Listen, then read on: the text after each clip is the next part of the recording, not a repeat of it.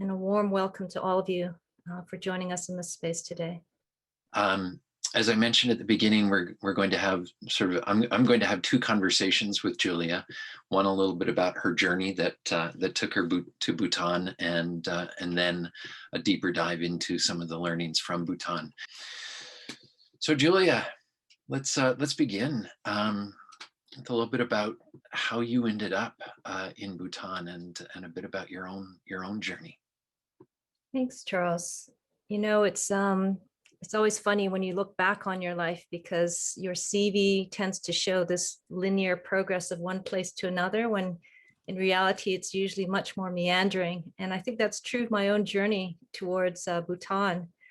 I think it's pretty much formed by my own curiosity about happiness and well-being. You know, I grew up not far from here in Canada, in Winnipeg, Canada, and, you know, was studying medicine, and at a certain point had the opportunity to go to Africa, and particularly to South Africa after completing my medical training. And it was really with a sense of curiosity that I went there with my stethoscope and all of my medical training, to find that I was landing in a time when the HIV pandemic was taking off in a big way. And there weren't that many tools available at that time that we have now, especially the antiretrovirals. And very quickly, I realized that there were new things I needed to learn. And I was confronted with a level of material poverty that in my middle-class upbringing here in Canada, I'd never encountered before. And that was quite difficult for me, to be honest. And I felt a little bit helpless in the face of that. But it was interesting because I was also being invited to do surveys looking at HIV risk in households in Limpopo province. This is a rural part of South Africa. And as part of that, at a certain point, I'd asked the head of household, who was usually a single mom, what was the state of the household in terms of food, and was there enough for the kids? And often I would hear that there actually wasn't. And as I was noting this down at the end of the survey, I'd be about to leave when the head of household would often ask me to stay and have a cup of tea or offer a piece of bread.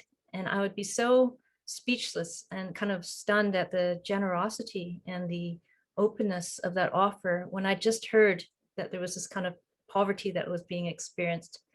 So it began to spark questions in my mind about material poverty versus spiritual wealth. And not to romanticize in any way the difficult physical poverty that I was seeing, but it did spark my curiosity about what happens with development if we lose this kind of sense of openness, sharing, and community that I experienced there.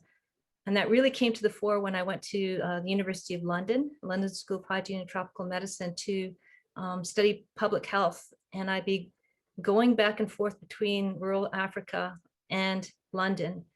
And often on the tube, I'd be full of this kind of curiosity and sense of community that I'd picked up in the villages where I was living, and noticed right away that it was not exactly being welcomed or met, even with eye contact. And so this idea of what happens to community in a sense of closeness and being in it together when we start to move into modern urbanized settings. So I think all of that started to spark an interest in me about what is development, and what do we mean when we talk about development. Developed countries like North America and European countries versus developing countries, as if their aspiration is to catch up and follow in our footsteps. So that brought me to a point in my life where I was invited to join the United Nations in New York. And those questions, I think, only deepened, got a little bit more complicated as I moved into the UN. I think from that point onwards, it was a kind of questioning around. I was working at United Nations Development Program, UNDP. So it also became a question of how do we measure development, and what are the aspirations for us around development? And at that point, I was in New York, living in Manhattan. And the same questions around happiness and well-being were coming up for me. I was probably making more money than I'd been ever made before, and I was spending it faster than I'd ever spent before. There was one point when I was convinced that just standing on a street corner in Manhattan, my bank account was dropping, just breathing. And I would actually count how many times I took my credit card out of my wallet during a day. And I was noticing also that my sense of freedom with my time and ability to spend time with friends and family was really getting squeezed. And when I talked to friends in the UN, living in New York, there was the same sense of time pressure and time poverty, and also a surprising amount of feeling of financial insecurity that I had to, in my mind, compare with the level of poverty I saw in South Africa. And yet sometimes this feeling that the material sense of insecurity in New York was higher than what I'd seen in some of these rural communities. The feeling that nobody was out to cover your back if something happened. So again, raising questions in my mind about development, well-being, happiness, and what's happening in those contexts. And it was around that time, Charles, that the first Prime Minister of Bhutan in 2012 came to speak at UNDP about gross national happiness, about a new development paradigm. And that completely piqued my curiosity. The invitation that came to my desk started with the words, considering that the well-being and happiness of all life should be the center and the purpose of development. You are invited to this meeting. And I just quickly canceled the rest of my appointments. I thought I need to understand what is this approach that is not just considering human beings as the focus of development, and not just looking at economic growth, but well-being and happiness of all life. So that at that point, I was really questioning and looking for what would be the lessons and the other models, such as Bhutan, that could come forward. So Julia, maybe just could you say a little more about this? You know, you started off by talking about material poverty and spiritual wealth in the face of material poverty that you experienced at the outset in South Africa, and how that. I mean, it's interesting that it as I listen to your story, I'm hearing this and a curiosity and an intrigue, but then a default to a pursuit of material wealth and pursuit of well-being. I mean, there's an incredible contrast between those two. Perhaps say a little bit more about that. Yeah, it's interesting in the sense that material well-being is obviously important, and a lot of development has focused on that. But it's interesting that beyond a certain level of economic development, well-being and happiness doesn't seem to improve. It doesn't go up in a linear way. So basic needs are important, and making sure that housing, education, health are all good. But at a certain point, the assumption that the more money we put into the economy, into GDP growth, doesn't necessarily translate into more and more well-being, and that there are casualties along the way. I think there's been more critique around GDP as a measure lately because of what it counts, what it fails to count, and what it hides.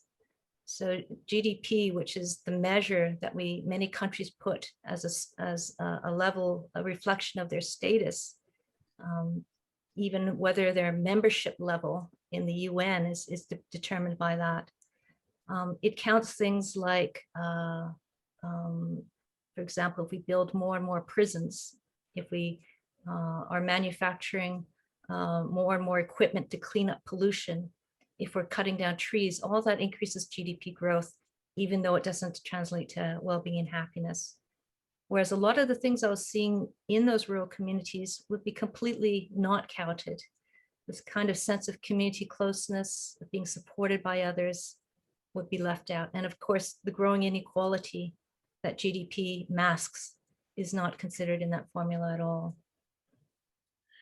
And so how did you, Julia, in your own journey, address or respond to this sort of cognitive dissonance, I guess really is what it is, between what you were sort of brought up to believe in the context of material well-being, growth of GDP, and what you saw for the first time in South Africa? How did that play out for you? I experienced it as a kind of culture shock. on coming back to the so-called first world. It's funny, you expect yourself to have culture shock when you leave your comfort zone. And there is a certain amount of getting used to it. But coming back, I ended up staying in South Africa for 10 years. I thought I was going to be there for 2 years as a UN volunteer. And so fell in love with the country and what was happening there that I ended up staying for 10. And when I came back, and when I'd come back for short visits for family, I would notice, for example, just going into a mall and being faced with a row of 20 varieties of shampoo and being kind of paralyzed by the amount of choice. And contrasting that, for example, with the kind of simplicity of living in South Africa, where I would shop maybe once a month and there would be everything that I needed at that point, but wouldn't have to be bringing my wallet out over and over again. So there's a kind of simplification coming back down to the basics and the essentials that I noticed was a part of the cognitive dissonance and coming back into the so-called developed world. And it was also with a sense of a little bit of sadness about what it is that was missing in coming back into that environment. You know, it's interesting as I listen to you, I think about it in relation to coming back from a camping trip or a backpacking trip, you know, being in nature and then back into the city, and how for many of us it's, you know, we go out into those places, to the country, to camp, to other but then come back to the city to do the things that give us the ability to go and do the things that we really want to do. Yeah. So that is one of the ironies that I noticed. Often people would be working really hard and living quite stressful lives in the cities in order to save up enough money so that when they retire, they can live more simply and go to that cottage that you mentioned and live more simply at that point. So it was kind of this, again, raising questions about the particular economic system that we're living in at the moment. You made a choice to shift, I mean, to leave that high paying job, to follow a different path that took you to Bhutan. I'm curious, what was it that, I guess, gave you the courage, gave you the strength, motivated you to shift out of the path that you were on to a different path? You know, Charles, I would say it was a combination of things. One was this growing sense of disconnect with the mission of development, as I described it to you. And a feeling that although the work we were doing at UNDP and UNICEF was really important in doing things like, you can't argue with maternal and child health, vaccinating kids, all of those things. In the end, we were treating the symptoms and we would be constantly running after the symptoms. And I was really interested in what are the root causes? What would happen if we looked at how do we create well-being instead of how do we keep chasing after poverty and inequality? What would it look like if we looked at a flourishing world? What would it look like if we aimed higher? In other words, not just trying to get by and patch things up, but really look at creating an economy and a society that looks at the highest purpose of development, of human flourishing. It was a personal question for myself, as well as looking at the development question. And the other was really personal. I mean, I found, I was surprised after living in South Africa and then having the chance to visit Bhutan, that I preferred to live in a country that was not moving at that pace, that was not a so-called developed country, that there were things to be learned in that atmosphere. And I was longing to return to that kind of simplicity, to be closer to nature and to see what it's like to live more simply, to slow down. I think those things together were calling me.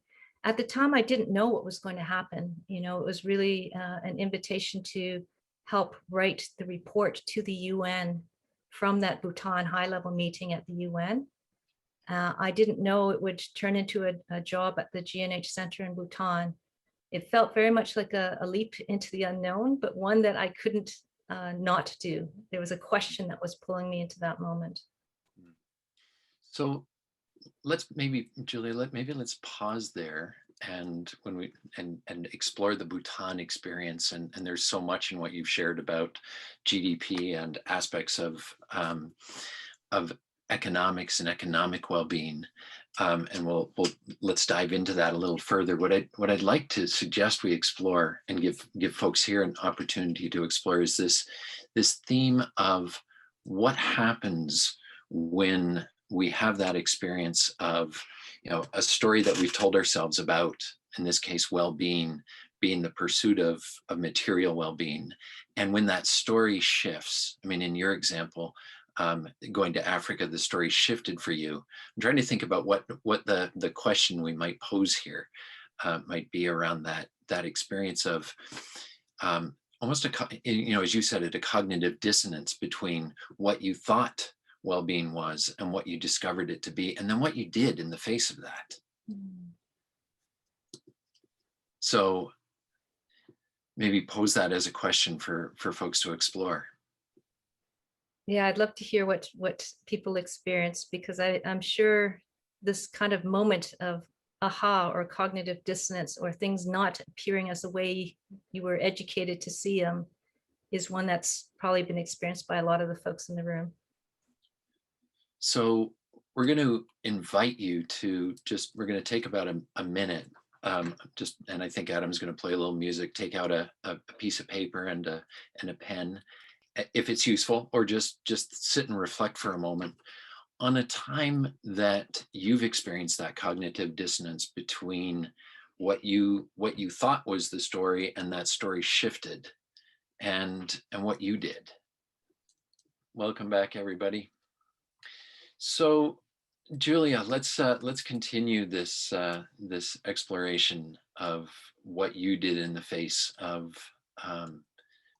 discovering a story that was no longer true for you, and the possibility that emerged to go to a country where you were presented with the opportunity to learn a whole lot more than you had expected about so much of this topic of well-being, happiness, and the intersection with economics. So let's maybe just begin there with how things began in Bhutan, and touch on some of your highlights. You know, the first thing I noticed when I landed in Bhutan, Charles, was the lack of advertising, billboard advertising, which is actually banned in Bhutan. And in that context, when you put your feet on the ground, the power and the force of nature is very vibrant. And I had this feeling that this, while it feels unique to Bhutan, it probably was true of a lot of places around the world. But immediately I felt a connection to the living quality of nature that I don't think I'd experienced before. I remember that very vividly. And having brought some groups to Bhutan for programs, I know it's an experience that others have as well. Another thing I noticed right away is as I started to work at the Gross National Happiness Center, which is a national NGO, often when I would talk about G&H, people would ask, what do you mean by happiness? And it was often associated with, you know, the smiley face and being in a good mood. And I was very struck by the definition of happiness that the first Prime Minister of Bhutan expressed when he said, in relation to G&H, true abiding happiness cannot exist while others suffer, but comes from serving others, living in harmony with nature, and coming to know our own innate wisdom, the true and brilliant nature of our own minds.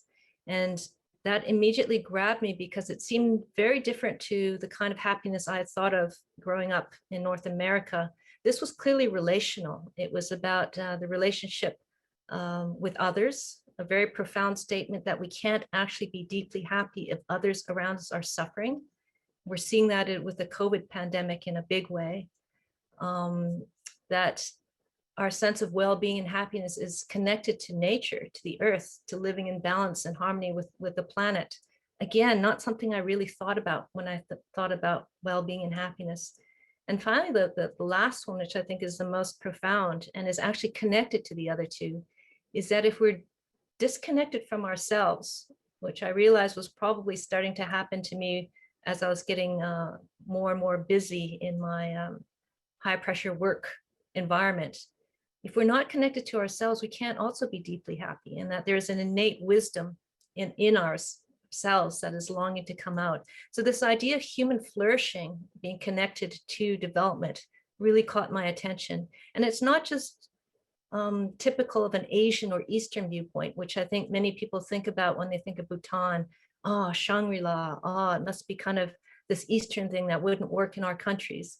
If you look at the notion of from some of the great Western philosophers in our tradition, Aristotle, the idea of eudaimonia, a good life, a meaningful life, it's very much there at the heart. And when you look at a lot of the research into well-being and happiness at an organizational level or at a business level, the idea of meaning and purpose is central to that. If we don't have a sense of meaning and purpose, we're not connected to ourselves, no matter what the paycheck is at the end of the day, there isn't a sense of well-being and thriving. So these started to become embodied experiences for me as I was beginning to learn more about GNH and spend more time in Bhutan. Julia, I'm curious to hear your thinking about how that insight relates to, I'm just going to bring it to your comment about couldn't apply in the Western world or even in the context of business. I mean, we talk about organizations, corporations, sustainability. How are you thinking about the link between the three that you mentioned, connection to nature, connection to self, connection to other, in the context of, well, I mean, you're back here, you're back in Canada, I know you're interacting with some organizations and businesses. How do you make that link? I think it's really relevant. You know, if you were to kind of crystallize what is unique about Bhutan's GNH as a philosophy, it's measuring what matters. And we know that in business and organizations, metrics are really important. That's how we know if we're approaching our goals. So if you set the goal of well-being and happiness, how do you know if you're getting there? And reconnecting to self, others, and nature is actually embedded in the 9 domains that Bhutan measures in their gross national happiness survey. So things like community vitality, how vibrant are our communities? How much sense of belonging and safety do we have? Connection to nature, environmental sustainability is measured in Bhutan. It's one of the first and only carbon negative countries in the world, because they've committed to keeping at least 60% of their country under forest cover for all time. You can't know if you're getting there if you're not measuring that. And then connection to self, psychological well-being, time use, things like this are built into the survey, which could also be measured when we look at progress within business and organizations. So beyond the financial bottom line, what are we measuring as our North Star that's guiding us to know we're going the right direction? So I think that measurement aspect is vital. I know from our conversation preparing for this that you wanted to take folks through those 9 domains. So this might be a perfect time to introduce that and do that exercise around the 9 domains, which have been embedded and used extensively in Bhutan, and look at how it could apply for us. Great. I think that's a nice way to get people out of the theoretical and into what it really feels like. So as I mentioned before, the vision of happiness and well-being, really important. A survey or measurement to know if you're getting there. In Bhutan, they do a national survey every 3 years. Guiding policies, so also at the organizational level, a survey doesn't really mean much if it's not implemented and integrated within policy. And that's the GNH Commission in Bhutan, and then bringing it into action. And that's the GNH Center in Bhutan, really looking at civil society, business, education. How do we ground those? So I'd like to invite people to get out that pen and paper and just to do a mini adapted GNH survey, keeping in mind that this could be at an organizational or business level, and just using a scale where 0 is very poor and 10 is excellent, to just score yourselves along this adapted GNH survey to get a sense of what these domains are about. So the first domain is around health. And the question here is, my lifestyle supports good physical and mental health. Just on your piece of paper, rate yourself on a scale of 0 to 10.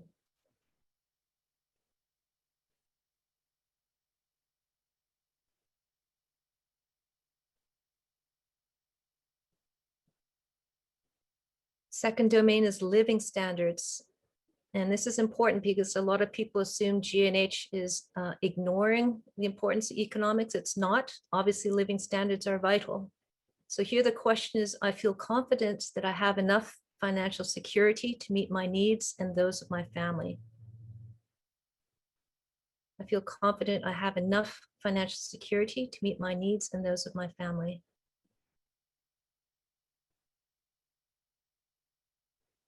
Again, don't overthink these questions. Really go with your gut feeling here. Third question is around education.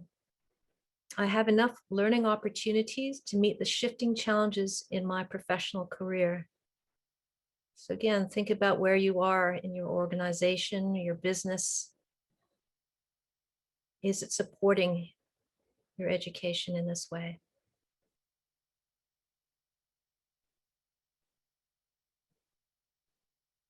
Fourth question, thinking about the environment. In my workplace, there is high awareness and responsibility towards the environment. So you can think about this. What is the level of commitment and responsibility to protecting the environment that you see in your workplace?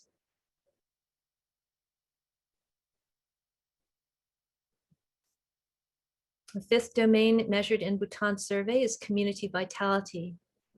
When I faced a personal crisis, I felt I had enough support from my friends and colleagues. So now we're sitting in a perfect historical moment with this pandemic to really test that out. And we're finding that the sense of being held, being supported is really important for a sense of well-being. So now you're beginning to see how these are interrelated. Sixth question, time use. And this is one where a lot of surveys have shown really important to our sense of well-being. I have enough time to do the things I enjoy with friends and family. So recognizing this may be different now because we're in this lockdown pandemic mode for some of us, but thinking about time use in your life.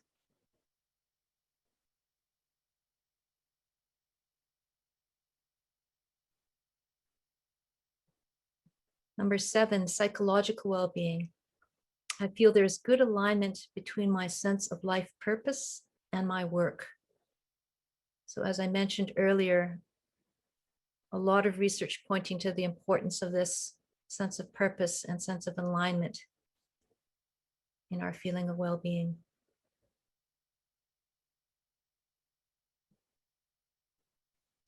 Number 8 is good governance. Another factor that research shows is super important for a sense of well-being, regardless of what the GDP is in a country. So think about it in your workplace. In my work environment, I feel that there's a good level of transparency and trust in leadership. So try to rate yourself in that regard.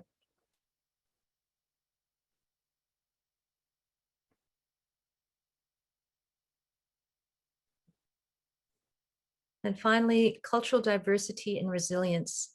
Where I work, cultural diversity is seen as a positive contribution to society and to the workplace. So it feels supported and valued. So I hope that gives folks a sense of how these domains actually support an enabling environment for well-being and how they might be adapted and relevant to a work environment. So Julia, I know we had intended to have people reflect in small group conversation around these. I'm conscious of time, and I'm going to shift things, if that's okay with you, on us in this conversation, and invite people, if they want to explore the 9 domains a little further in conversation with others, we can stay afterwards. But Julia, I'm thinking we might just move into a little further conversation about these factors, if that's all right with you. Yeah, that sounds great. Awesome. So I've had the opportunity of working with these a couple of times with you, and I've also heard you speak about how the 9 factors have been used in Bhutan.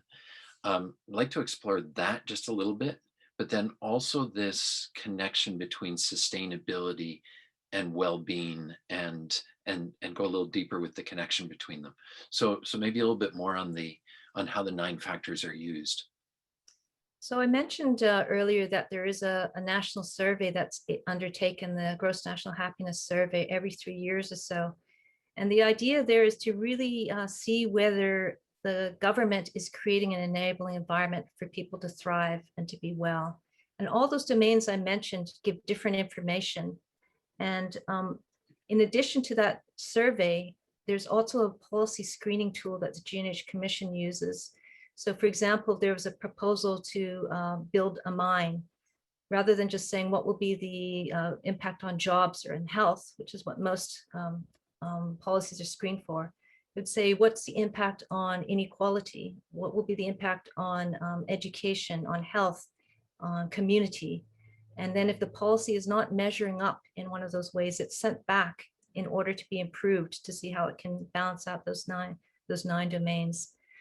I think another way is that when the survey results are brought back, they are looked at according to demographics, age, gender, different parts of the country, and they can give clues to where policy shifts can be made to improve well-being. And the idea is always to try to improve the well-being of the population rather than take people who are at the very top an incremental notch up. How do we bring up the level of happiness and well-being for the population as a whole? And I think those are important principles. Beautiful. So using the 9 indicators at a country level, at an organizational level, or at a personal level. I mean, you can use them across these. Nice. A lot of people who are on this Zoom session do a lot of work in sustainability, some sustainability experts. Perhaps you could just say a little bit about how you think about the connection between sustainability and well-being. Some would argue they're mutually exclusive. Maybe you could just go a little further with that. I think it's really important to look at coming back again to values and mindsets, Charles, that we talked about earlier. And that when you start looking at well-being and happiness as a purpose of development, it changes the game in a big way. One of the things that's really interesting about well-being and happiness is that it's not a zero-sum equation. It doesn't mean that my happiness will take away from yours, or that your happiness will take away from mine. It's coming from the point of view of flourishing and generosity and enoughness. Whereas I think our current economic model, which is very much driven by competition and domination, is all about not having enough. And it's resulted in a kind of cultural environment, whether you're looking at social media, advertising, where we're constantly getting messages about how we are not enough. We don't have enough. You are not young enough. You are not thin enough, wealthy enough, popular enough, healthy enough, white enough. I mean, just put in the right word there. And that leads to a constant sense of not being well, even though the outer conditions for well-being may already be there or may even be surpassed. And that's driving a pattern of consumption and not enoughness on a grand scale, which is we can see in terms of our impact on the environment, on climate, and a real difficulty in getting ahead of that consumption virus that I think has really taken a hold in many countries. So the idea that well-being, of feeling enough in yourself, of feeling the sense of flourishing and well-being in yourself, is really connected to how we move towards sustainability, and make current sustainability models leave you with the impression that it means I'm going to have to renounce things, give up all these things. Whereas I think the well-being equation is showing how we've already been sacrificing on things along the way that have been having a negative impact on our sense of well-being, sacrificing time with family and friends, closeness of communities, being connected to nature and to earth. These things that wisdom traditions have told us for a long time are important to our sense of well-being. So it really opens up our eyes to seeing what is it about being well in ourselves that can contribute to sustainability for the planet. They are absolutely not at odds with each other. It raises an interesting question about what do we mean ultimately by sacrifice, and how are we defining sacrifice? Yeah. I'm just wanted to, Julia, take a quick look at the some of the comments and questions coming in the chat. I see Peter is curious to know why in the work environment only for some of these factors, not also the government. And I think we sort of touched on that. I'm not sure if there's anything you'd like to add. Sorry, could you say it, repeat it again? Curious to Cheryl? know why it is in the work environment only for some of these factors, not also the government of the country we live in. I think that's that's one illustration of how these 9 domains could be applied at different levels. So Bhutan has the unique opportunity of doing it through the government and at a national level. It doesn't have to be just organizations. In fact, ideally, it would be that top-down approach and the bottom-up approach where it's happening at multiple levels. I think that's one way towards making a kind of paradigm shift towards a well-being economy. Beautiful. Comment here would be interesting to know how Julia feels the current government policy in New Zealand assesses economic performance in a broader basis than GDP. Yeah, New Zealand has been getting a lot of attention because they have been prioritizing well-being in their budgeting framework, and in really trying to highlight how certain areas need to actually be more prioritized to get towards a well-being economy. I think it's really a step in the right direction. I don't think it's quite going towards the inner values and mindsets level that I've spoken about in Bhutan. But I think really encouraging to see New Zealand and other countries, Costa Rica, Finland and Iceland, Scotland, Wales, all these countries are starting to move more towards well-being economies. Beautiful. Julia, I'm aware that we're coming up on the close of our time. Just, I guess, a final question for those who want to learn more about your work, about the work in Bhutan, about the Gross National Happiness Center. Where would you suggest people who are interested in learning more might turn? Thanks, Charles. I think the paper that Adam mentioned at the beginning should be published fairly soon, and I can send links out to that. I think the folks who want to learn more about the G&H Center, our website is www.gnhcenterbhutan.org, and its center is spelled the French way.